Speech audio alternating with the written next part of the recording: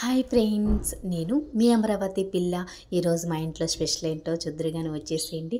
అంతకన్నా ముందుగా మా వీడియో నచ్చితే ఒక లైక్ చేసి సబ్స్క్రైబ్ చేసుకోండి. చేసుకున్న వాళ్ళు ఎవరైనా ఉంటే చేపలు అనమాట, ఫ్రెష్గా అయితే చేపలు అయితే తీసుకొచ్చాడు మా వారు.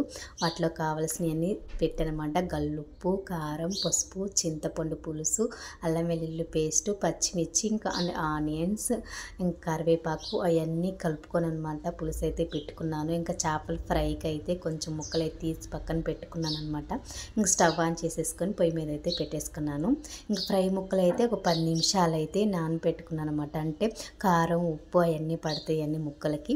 ఇంకా స్టవ్ ఆన్ చేసుకొని ప్లాన్ అయితే పెట్టేసుకొని వాటి మీద ఫ్రై ముక్కలు అయితే వేసుకున్నాను. ఇంక నా చేపల ఫ్రై అయితే కర్రీ అయితే అయిపోవచ్చిందనమాట. ఇంకా పక్కన చూస్తే ఇంకా అల్లం వెల్లుల్లి పేస్ట్, ధనియాల పౌడర్ అయితే వేసాను. ఇంకా చేపల ఫ్రై అయితే ఇంకా ముక్కలు అయితే వేగాయి, కొన్ని తీసి పక్కన పెట్టుకొని ఇంకా కర్రీలో అయితే ఇంకా లాస్ట్ అండ్ ఫైనల్ అయితే ఇంకా మెంతి పొడి అయితే వేసాను అనమాట.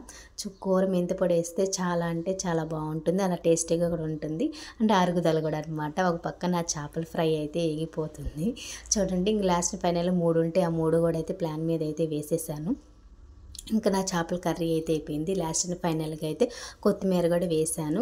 ఇంకా నా చేపల ఫ్రై కూడా అయిపోయిందనమాట. చూడండి ఎలా ఉన్నాయో, చాలా అంటే చాలా టేస్ట్గా కూడా ఉంటుంది, ఒకసారి ట్రై చేయండి. ఇంకా లాస్ట్ ఫైనల్లీ అయితే నాకు వేడివేడిగా అన్నము, ఇంకా చేపల కర్రీ, ఇంకా చేపల ఫ్రై ఇంకా తినాలి కదా. టేస్ట్ అయితే చాలా అంటే చాలా బాగుంటుంది ఫ్రెండ్స్. ఒకసారి అయితే చేపల పులుసు ట్రై చేయండి. అందరికీ తెలిసే ఉంటుంది కదా ఎలా చేయాలో ఏంటి అని. నేను నా స్టైల్లో ఎలా చేశానో అలా చూడనమాట.